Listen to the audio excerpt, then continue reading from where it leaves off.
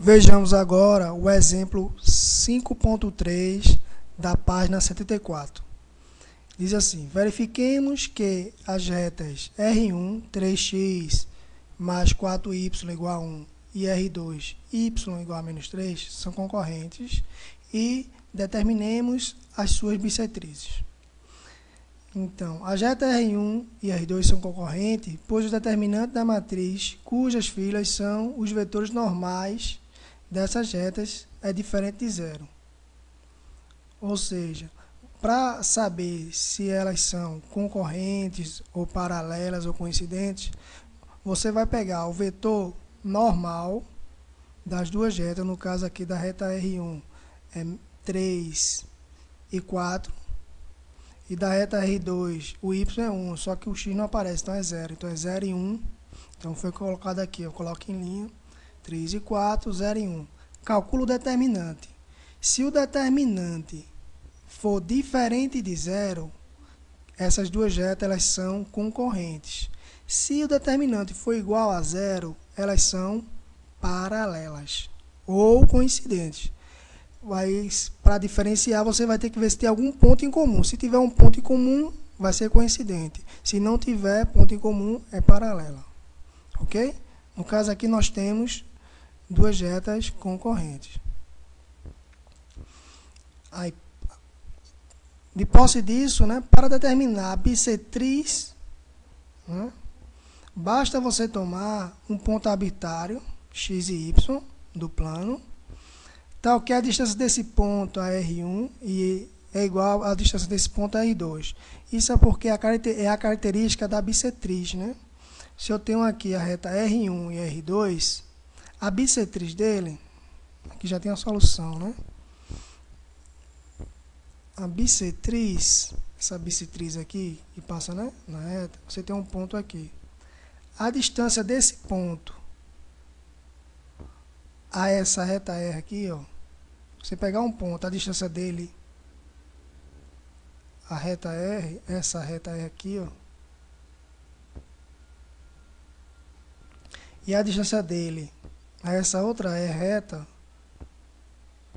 no R1 no caso, elas são as mesmas, ok? Isso é uma característica inerente da bissetriz, ok? Então, basta você fazer essa igualdade.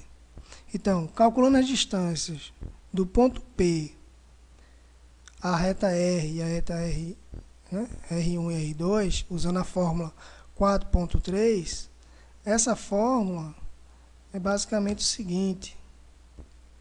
Deixa eu aprumar aqui. Pronto.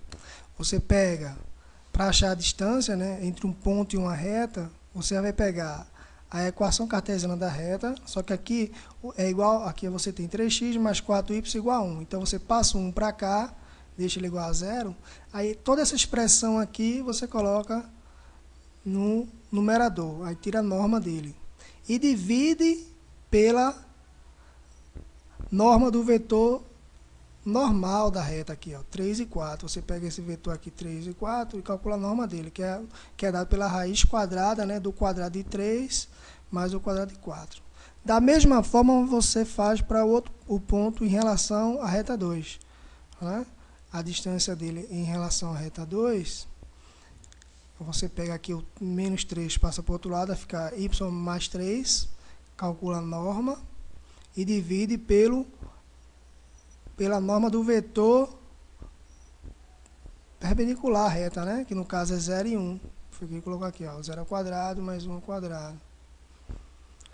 Então, feito isso, você vai ter essa expressão, multiplica aqui o 5, vai recair aqui.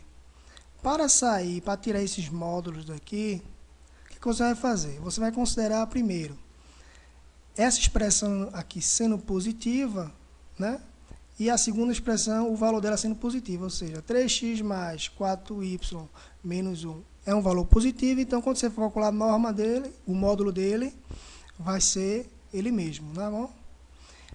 Aqui, se você tem x mais 3 também sendo um valor positivo, o módulo dele vai ser ele mesmo, aí vai ficar 5 vezes x, y, mais 5 vezes 3, 15, ok? Por isso ele colocou assim. Ou você tem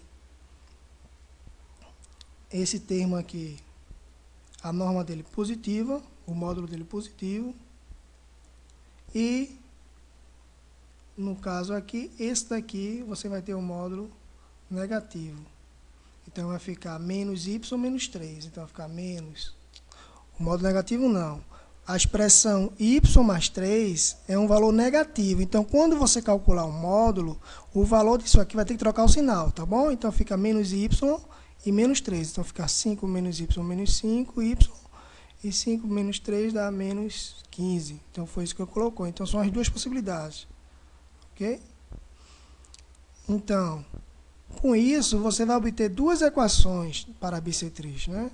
Simplificando essa expressão aqui, você tem uma equação, e simplificando essa aqui, você tem essa outra equação. Então, as equações da bissetriz R vai ser 3x menos y igual a 16, que é um caso, e a outra vai ser 3y mais 9y igual a menos 14, né?